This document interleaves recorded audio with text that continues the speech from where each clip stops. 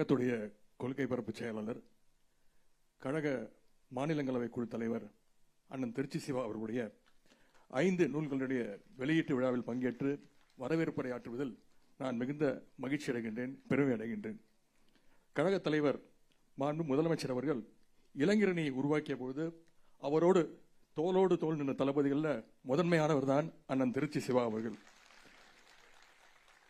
இந்த புத்தக வெளியீட்டு விழாவில் இளைஞரணியினுடைய இன்றைய செயலாளர் என்ற வகையில் பங்கேற்பதில் உங்களை எல்லாம் வரவேற்பதில் நான் மிகுந்த பெருமை அடைகின்றேன். தமிழ்நாட்டுடைய துணை முதலமைச்சர் கழகத்துடைய இளைஞரணி செயலாளர் என்ற வகையில் மட்டுமல்லாமல் இங்கே நானும் ஒரு பதிப்பாளராக பெருமையோடு நின்று கொண்டிருக்கின்றேன். இளைஞரணியின் சார்பாக முத்தமிழறிஞர் பதிப்பகத்தை தொடங்கி பல்வேறு நூல்களை தொடர்ந்து வெளியிட்டு வரோம்.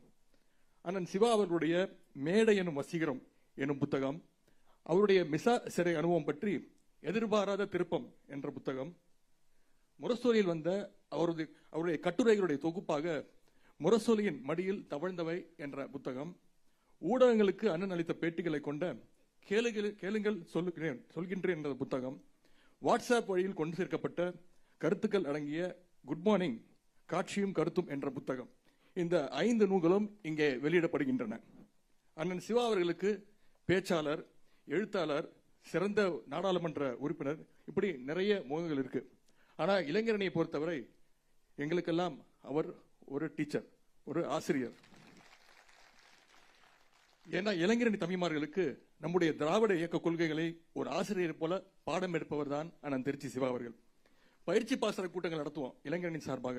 அந்த கூட்டங்களுக்கு வரும்போது ஒரு போர்டு, கையோட ஒரு போர்டு, சாக் பீஸ், போர்டு வைக்கிறதுக்கு ஸ்டாண்டு, இதோட தான் பயிற்சி பாசன கூட்டத்திற்கே வருவார்.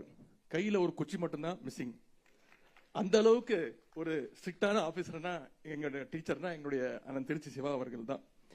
நான் பெருமையா சொல்வேன், எங்களுடைய இளைஞரணி பயிற்சி பாசன கூட்டங்கள்ல அதிகமா பேசுனது யாருன்னா அண்ணன் திருச்சி சிவா அவர்கள் தான்.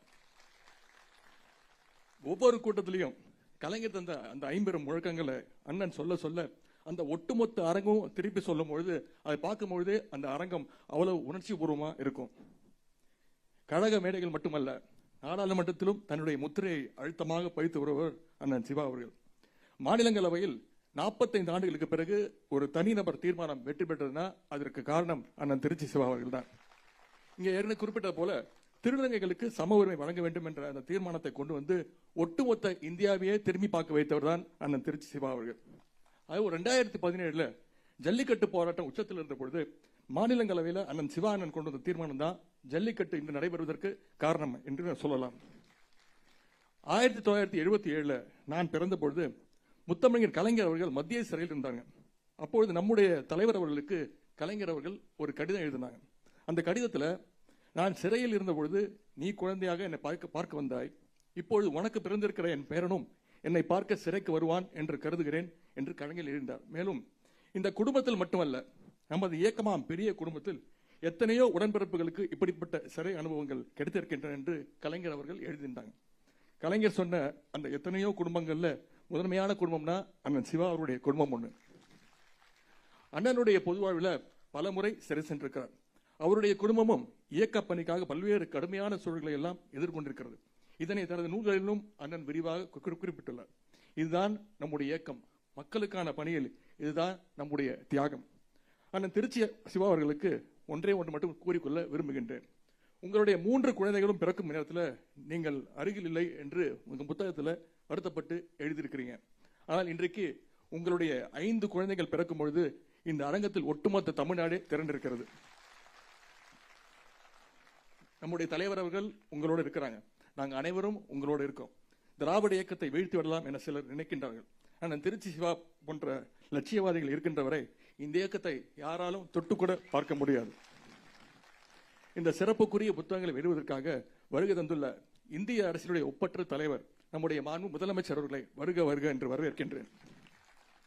கழக பொருளாளர், அமைப்பு செயலாளர்கள், துணை பொதுச் செயலாளர்கள் உள்ளிட்ட தலைமை கழக நிர்வாகிகள், மாண்புமிகு அமைச்சர் பெருமக்கள், மாவட்ட கழக செயலாளர்கள், சட்டமன்ற நாடாளுமன்ற உறுப்பினர் அனைவரையும் வருக வருக வரவேற்கின்றேன்.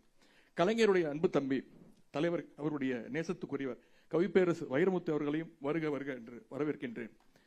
பாசிஸ்டுகளை ஜஸ்ட் ஆஸ்கிங் என்று போகிற போக்கில் தன்னுடைய கேள்விகளால் கதறவிட்டுக் கொண்டிருக்கக்கூடிய நடிகர் பிரகாஷ் ராஜ் சார் அவர்களையும் வருக வருக என வரவேற்கின்றேன்.